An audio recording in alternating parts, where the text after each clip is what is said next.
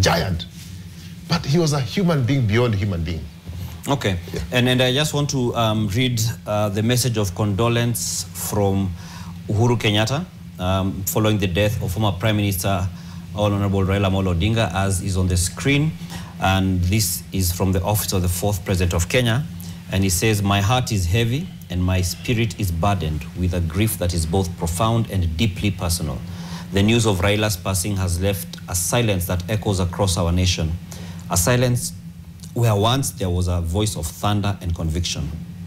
To me, Raila was more than a political colleague. He was a defining part of my own journey in public service and in life. Raila and I were navigators on opposing currents, charting different causes for the nation we both loved. At some point along the journey, we became political opponents, and often the weight of that competition felt immense. Baba, as we fondly refer to him, was a man who made you sharpen your own ideas, compelling you to defend your positions with rigor and passion.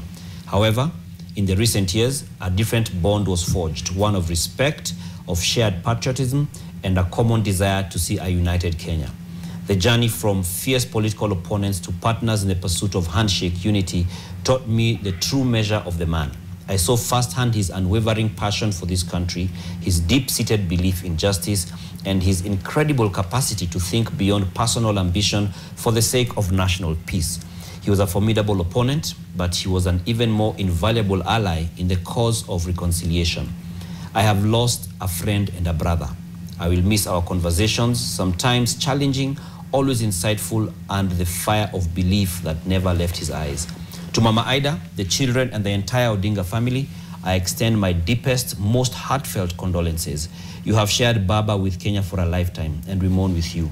We have lost a father to the nation, a steadfast champion for the people, and a true son of Kenya. His legacy is not just in the political battles he fought, but in the peace he helped build. It is etched in the very fabric of our nation.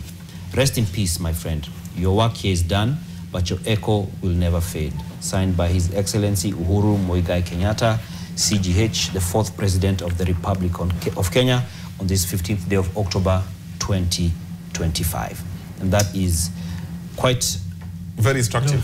I think even the picture that he chooses to accompany this message, and I think the honesty of the message that they charted different paths and navigated and had different sort of ideologies and ideas of where the country should go, and these almost opposing, challenging views became this political sort of theater that the country experienced between these two gentlemen. And then finally, in the final stages, they sort of come together, and his admission that he came to see his side of things and managed to see that Raila, for what everyone has said, he did put the peace of the country ahead of everything else. He thought that whatever his political ambitions were, and whatever the circumstances and ideas that he had and would bring to the table, the peace of the country would sort of be the bedrock where that would be laid. And I think he stepped back many times. I think I remember, and a number of incidents I can cite, but I remember when we were covering the Bomas conference. I mean, he was very big on a devolved system of government. He was a great proponent, I think, to his death, of the so-called Bomas draft. And the Bomas draft had a powerful prime minister and a president who was somewhat powerful but largely ceremonial. And it's something that he believed. His idea around this was that we needed to move closer to a parliamentary system where where the prime minister, whoever became prime minister, then needed to get the majority of seats from around the country, and that would kind of ensure certain representativeness that the winner-take-it-all presidency he believed did not provide. However, it was interesting that at Bomas, he had, just at the very last minute, this must have been 15th of March 2004. This is when now the Bomas conference is concluding.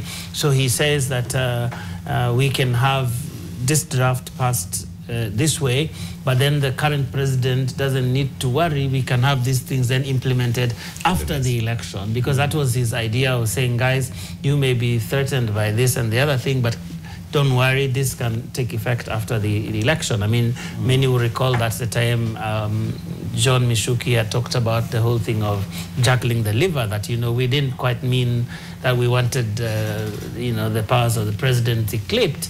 It was because Moi was there and we needed to have this prime minister's thing. But now we have a new situation. If it didn't work, then we would have the prime minister. If it worked, we'd have the presidency.